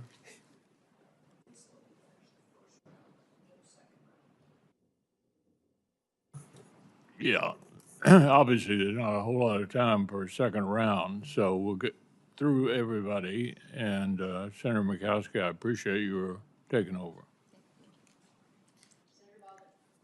Thank you. Secretary Hegseth, Chairman Caine, thank you for being here today. Today is the first time either of you are appearing before this subcommittee since the abrupt choice was made to cancel the acquisition of the Constellation-class frigate, which was being built in Wisconsin. These ships were meant to provide vital capability to the Navy in the event of a future war against China. And they were certainly part of our calculus of deterrence through strength. Canceling this program placed thousands of jobs in Wisconsin at risk and left our fleet less prepared. You know, President Trump has talked a lot about making ships in America again. But I have to tell you, dramatic and misguided decisions like this pull the rug out from under our shipyards. The U.S. shipbuilding industry needs stability if we are ever going to compete with Chinese shipyards. Wisconsin workers who have decades of experience building world-class vessels that defend our nation, that serve commerce and provide transportation, they need stability as well. So I'd like to start with a question to you, Chairman Caine, on the medium landing ships. The Navy's new amphibious ships, which will now be built at the same Wisconsin shipyards working on that were working on the Constellation class less than a year ago. How important are medium landing ships to future U.S. operations in the event of a war with China? Well, Senator, thanks for the question, and I do want to highlight, no matter what the policy decisions are, the great workers up there and in your state, and as the Joint Force considers the options that the medium landing ship would bring to the table in terms of assuring a mobility gap and filling that gap and allowing us to project power at the Secretary and the President's choice in choosing. While not stepping into the Navy's boundaries and mindful that the CNO and SECNAV and acting SECNAV in this case will have views, I hope we'll carefully consider this capability and then, if appropriate, bring it forward to the Joint Force. Yeah. Well, unfortunately, the department included the request for funding the construction of 6 medium landing ships in that partisan part of the budget request, the reconciliation, which is in danger of potentially not even passing this year. To be frank, it does not give me confidence that we are taking this program seriously. What would the impact be if Congress did not appropriate funding for the medium landing ships in fiscal year 27? And are you comfortable with the pace that the Navy is planning on building them, Chairman Caine? Well, I'll acknowledge that I think it was yesterday or the day before that they released their shipbuilding plan. And given all the things that I'm juggling in this job that I'm so lucky to have, I've not gone and done a deep dive. So I'd like to come back to you. Please do. If you're okay with it on that matter, so that I don't wing it. Yeah, thank you. I want to now turn to the war with Iran. Yesterday, I had a chance to meet with service members who were injured in the opening days of the war. They struggled to receive adequate and timely care for their injuries in the Middle East, and the fighting kept them from being quickly evacuated to Landstuhl after being injured. These service members have since been diagnosed with traumatic brain injury, but initially struggled to get properly evaluated or treated, in part because some of our military hospitals overseas and in the U.S. did not have the capacity for them. They had to wait for more than 3 weeks to receive the treatment they needed, and it seems clear to me that our military medical system was not prepared to treat those injured in this war. Secretary Hegseth, did DOD review our military health system's readiness to treat those injured in a war with Iran, and did that impact your recommendation to begin Operation Epic Fury? Well, the view of the department was always to, as expeditiously as possible, move anyone injured that needed further care to Europe for that care, with the recognition that, thankfully, 90% of those that have been injured in Epic Fury have returned to duty. So most of those injuries have been minor enough that they return, but we always catalog if there could be future complications to ensure that they get care in the future. It seemed to me, from what I heard, that we weren't prepared in theater, we weren't prepared in Germany, and we weren't prepared immediately upon these soldiers' return to the U.S. Can you commit to ensuring that every service member, including my constituents, will receive necessary medical care after being injured in this war, and that the military health system is now prepared for any future casualties in this war? We have been, and we will continue to be.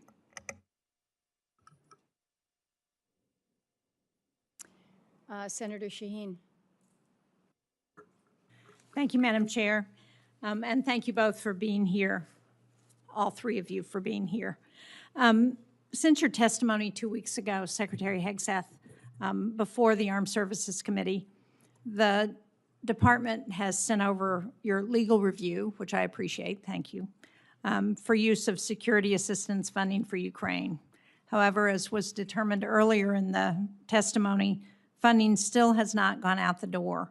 And I didn't hear you give a date when this committee or the Armed Services Committee can expect to hear or receive a spend plan for those dollars.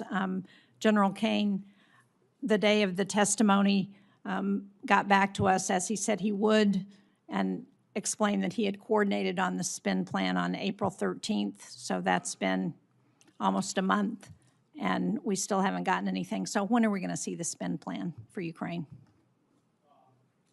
The spend plan for the European capacity building is in conjunction with No. UCOM. I'm asking for the spend plan that we are providing. Are you suggesting the Pearl funding is part of that spend plan? Did I understand? The specific line item you? was European capacity building in the budget. I understand, but And as a the result, intent we're of working with Congress UCOM to allocate it. was to spend that $400 million. I think you heard from Chairman McConnell, you heard from Senator Coons. There was discussion at the time with the Congress that those dollars were intended to be used for Ukraine. And the reason it was designated as it was because what we heard from Speaker Johnson was that the president was going to veto the bill if Ukraine was mentioned in it anywhere in the bill. And so that's why the determination was to use the term European, but the clear intent was for that money to be spent for Ukraine. So again, when is the money going to go out the door? When is this committee going to get the spend plan?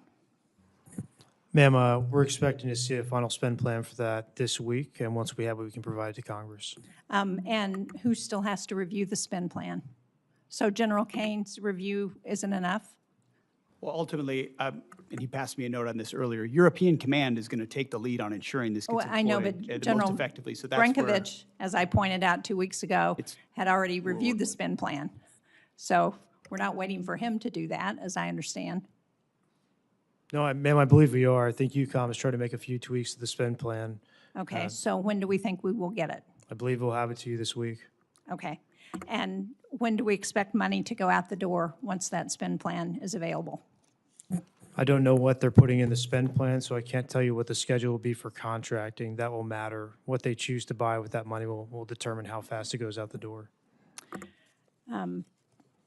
Okay, if this committee doesn't come back to you, I can guarantee you the Armed Services Committee is going to come back to you and get an answer to that question.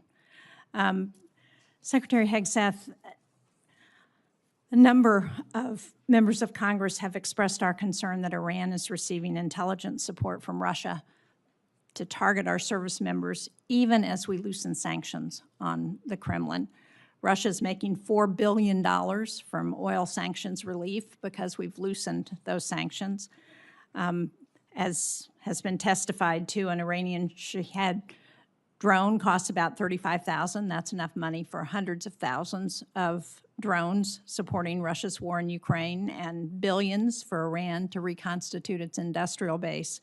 So if one of the goals that's been outlined by the president as part of this war is to destroy Iran's defense industrial base, don't you think we ought to be putting more pressure on Russia and putting those sanctions back on those Russian oil ships so that they are not continuing to fund Iran in this war?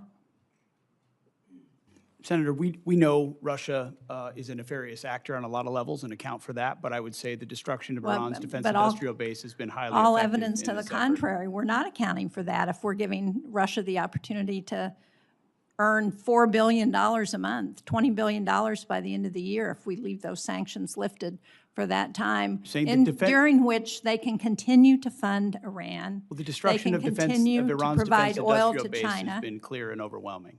the destruction of Iran's defense industrial base has been clear and overwhelming. Well, it's certainly not clear to me as a member of the committee, because what we see is Iran still producing drones. They're still engaged in this conflict. We have not won this war There's a difference despite between the rhetoric. pulling a drone out of a cave that's been collapsed and producing more drones. That's a different thing. Well, maybe so, but if Iran still has almost 50% of their missile capacity and the ability to pull drones out of caves and still injure our allies and U.S. service members, then we have not won the war. We are told that Senator Kennedy should be here in mere minutes, and so Senator Coons, if you want to ask a couple questions until he arrives. Thank you, Senator Murkowski. Mr. Secretary, I'm just going to follow up on the questions I asked in my first round and the questions that had been asked by members of both parties. In my assessment, there was no imminent threat to the United States that justified the president using his Article II powers, and there was insufficient preparation to make sure that we had the right troops, the right capability deployed. There used to be a consensus in national security that America should only go to war when there's an imminent threat to our national security, when all other options have been exhausted, and when we have clear objectives and a plan for how it ends. As General Caine testified, the military was given 3 clear goals: sink the Navy, attack and destroy the ballistic missile launchers, and degrade their defense industrial base, and you've accomplished those. But President Trump celebrated regime change after saying that regime change was the real goal. And our NATO allies have delivered. They have allowed overflight. They have allowed projection of force despite not being consulted. You said just a few moments ago, Mr. Secretary, we control the strait. But it's clear that reopening the Strait of Hormuz for commercial traffic eludes us, in no small part because Iran retains a robust stockpile of cheap, lethal Shahed drones, and they are getting help from our adversaries in rebuilding them. What is your plan for reopening the Strait of Hormuz, Mr. Secretary?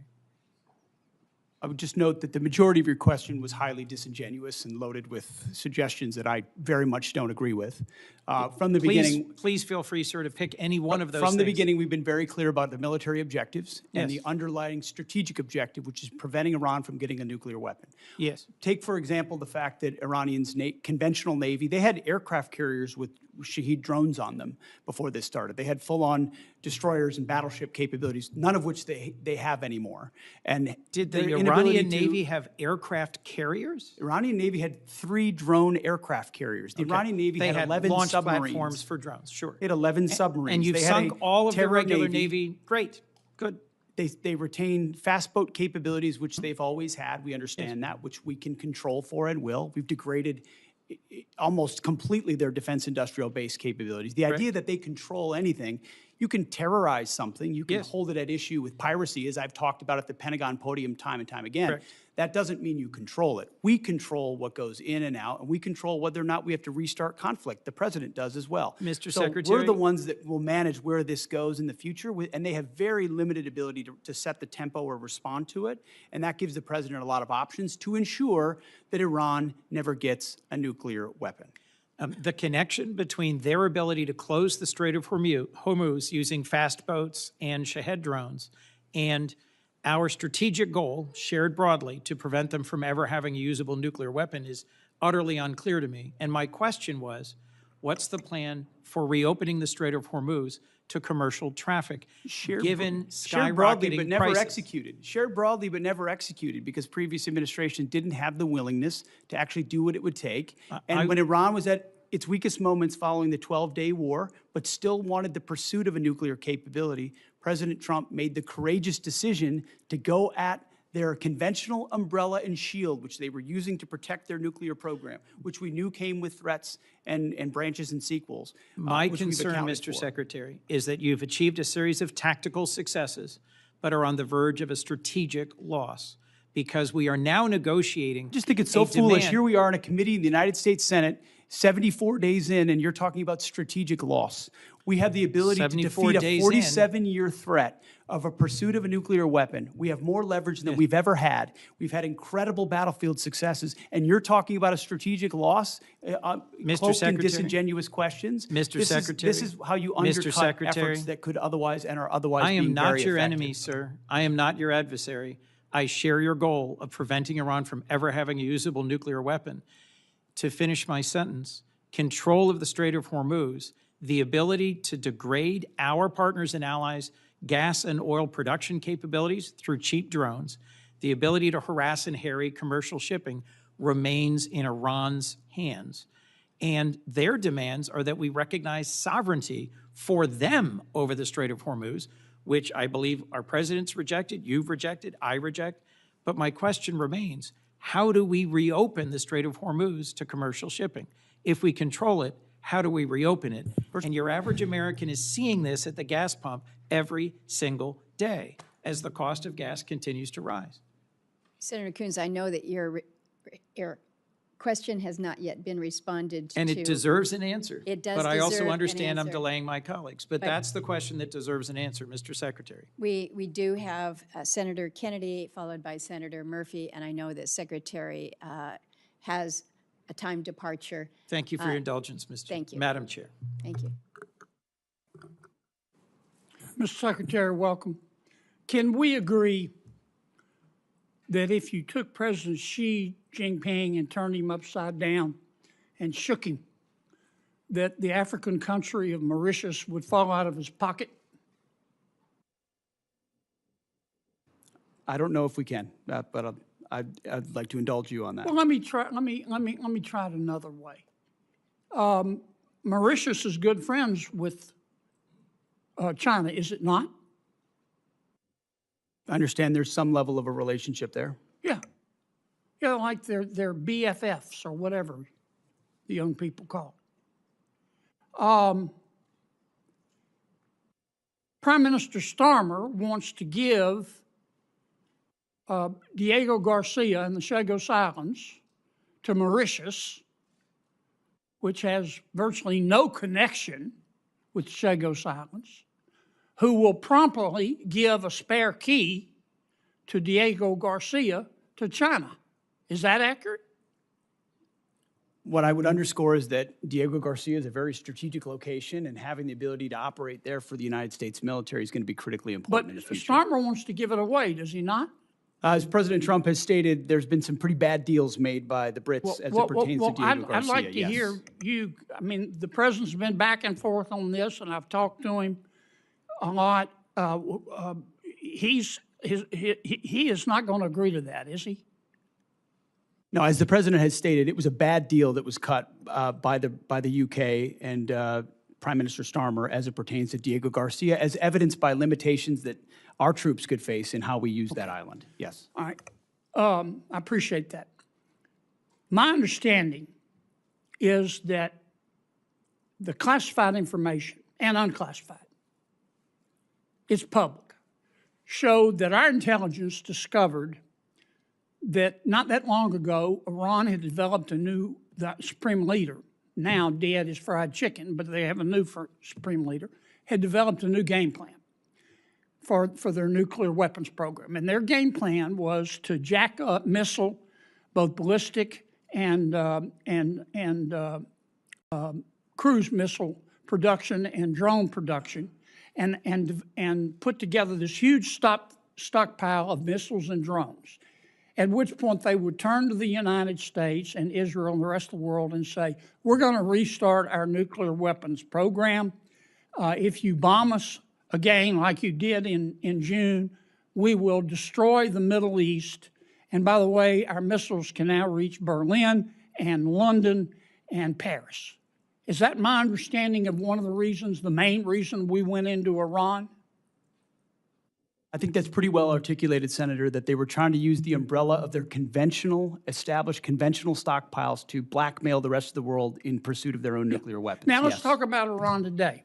Can we agree that Iran, both the public and the private sector, is being held together right now with spit and duct tape? Spit and duct tape is not a doctrinal term, Senator, but I would agree with something along those It's a lines. Louisiana term. I mean, 7 out of 10 Iranians are out of work. We bombed their infrastructure.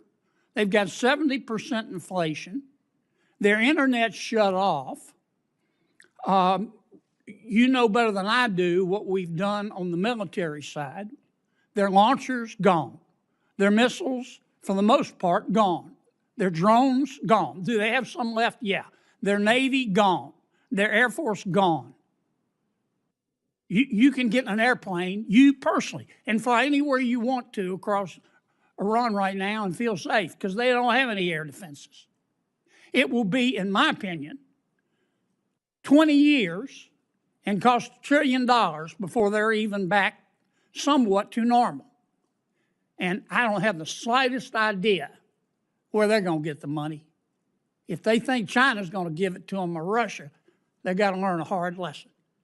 To that extent, have we achieved our objective in Iran? Objective, as this president has stated from the beginning, is to ensure they don't get a nuclear weapon, and President Trump remains dedicated to ensuring that happens. And everything you described with the military degradation of their country was in service of ensuring they never get a nuclear weapon. This is what I never understood the president to say, I want a regime change in Iran, and I want to obtain all of their fissile material. I've never heard him say that. What I heard him say was, I don't want to go back through it, but our goal is to cripple them so they can't blackmail the rest of the world. Now, many of my Democratic friends are trying to say we have lost. Here's a footnote. You're not going to get Democratic support.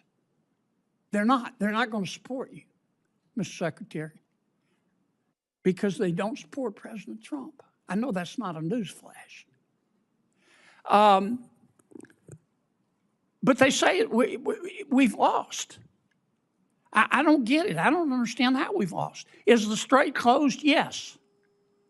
But if we continue that blockade where nothing's going in and nothing's going out, eventually they're going to have to shut down their oil fields, are they not? Half of their oil fields are low pressure. Once they put them down, they're not going to get them back up. Am I missing something here? No, that's why the president is right when he says we hold all the cards, and we do. And we've got the best deal maker in the world able to make the best deal for the United States of America. And if we have to go back at it as the Department of War, we're ready to do that as well. Well, keep two things in mind. You're not going to win over my Democratic friends. It's not worth getting your blood pressure up. Focus on other things. And number two, just keep this in mind. America first does not have to mean America alone. America first does not have to mean America alone. We need all the friends we can get. They need to carry their own weight. They need to pay their bills. But the more the better. I'm sorry I went way over, but I sure do appreciate Senator it. Kennedy. Senator Murphy. Thank you, Madam Chair. Thank you all for being here. Let me give you a chance, Mr. Secretary, to answer Senator Coons' question, which is a really simple one. How are we going to get the strait open? Because nothing matters more to our constituents than doing something about these spiraling gas prices, which are bankrupting families and farmers all across the country. And maybe let me ask it this way. This is the first time you've come before this committee, but in other briefings, people that work for you have told us in plain terms that there is no military mechanism to reopen the strait, that ultimately it will be a political decision made by Iran.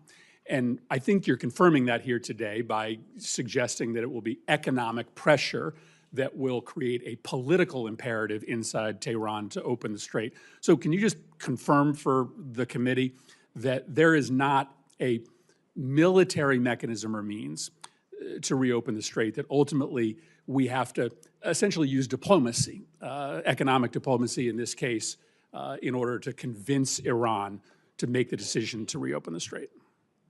I would say, Senator, there most certainly are military means by which we could open the strait, both on targets on land, and also with what we do with our naval capabilities, not to mention our naval blockade. Why haven't demonstrated you by, done, if that's true, and that's not what has been testified to us in private briefings, why haven't you done that already? Ultimately, a long-term, a preferred long-term approach would be a deal where they open it up, where they stop being pirates of an international waters and allow countries from all nations to flow. You know, these aren't U.S. ships that are being blockaded there. These are ships from all around the world, creating much more pressure for other countries than ours. So the bad guy here is Iran, who's closing the strait through piracy effectively, because they really only have fast boat capabilities. We're blockading them. None of their stuff's getting out. They're feeling all the pressure. Okay, here's my follow-up question. You don't worry that through a study of history, you might come to the conclusion that you are overestimating their willingness to cave based upon economic pressure. The Russians believed years ago that Ukraine would cave because of the economic pressure they were putting on Ukraine. We thought the North Vietnamese would cave because of the economic pressure we were putting on them. Your own intelligence estimates, as has been reported, suggest that, in fact, the Iranians are in a position to hold out for potentially years. This is a high-risk strategy to hope that this economic pressure will eventually cause them to voluntarily reopen the strait when there's plenty of evidence from military history to show that countries that are being attacked or invaded or occupied are actually willing to put up with a whole lot of economic misery in order to preserve national pride. Well aware. We understand all of those historical case studies, and it's not just economic pressure. There's military pressure, diplomatic pressure. We certainly have a lot more military pressure we can bring to bear if the president were to choose to do so. I think there are a lot of different dynamics cards that the president can play, holding all of them to ensure even greater economic pressure or even greater military pressure in Iran. And they know that, and that's why the negotiations are serious and ongoing right now about giving up their nuclear capability, because they understand it. And the problem is time is not on our side here. I believe you are being way too optimistic in your assessment of their potential to cave. But if this goes on for another 30 days, there are going to be thousands more farms that will go bankrupt. There are going to be families that are going to be ruined. And so time is not on our side. And I just don't believe that Iran is ready to capitulate yet. And if they capitulate in a year, there's going to be a whole lot of families and businesses that are ruined in the United States. General Caine, let me finally ask you a question about what seems to be a difference of opinion between the intelligence services that you rely on and the public statements of the President of the United States with respect to our war objectives. The Secretary and others in the President's cabinet have said very clearly that our war objective is to destroy Iran's missile and drone program. The President said just a week ago that Iran maybe had 18 to 19% of their missile capacity left. But there is public reporting suggesting that our intelligence agencies say that Iran still has 70% of their missile and drone capability, which would be a failure of our objectives if that were to be true. What can you tell us about the number of missiles and drones that they have left, and do you dispute that intelligence estimate? Sir, I'm not going to comment, with deep respect for the question, I'm not going to comment in this forum on what may or may not have been opined on by the IC, which would suggest a leak or a confirmation of any intel. So while I appreciate the question, I hope you'll also appreciate my not answering it. Well, then just give me the President said that 80% of I'm not going to comment on BDA on either way, sir. Well, then how do we or the American public assess the success of the mission when you've stated publicly the purpose of the mission is to destroy their missile and drone capability? How do we assess whether we should continue funding this if you can't state? Well, I'm not going to answer what you guys in the Congress considers the decision criteria around continued funding or not. What I know is that I've not read the report that you're talking about. All of our battle damage assessment matters are classified, and it would be inappropriate for me to comment in this forum on that. And I appreciate the question, but I'm not going to answer it. Let me just put it to Secretary Hegseth. The President said that 80% of their missile capacity had been destroyed. This public report says it's only 30% Can you give us an answer as to what the real number is? I mean, I would answer the same way as the chairman. Not talking to this committee about the damage assessment? Not validating leaked information that could be wrong or not wrong. Why would I validate what people may leak or not leak? This is not a classified setting. We don't talk about those things. And you like to talk about them on TV. We don't talk about them here. I would perhaps suggest that, that some of these questions and responses are perhaps best in a classified setting.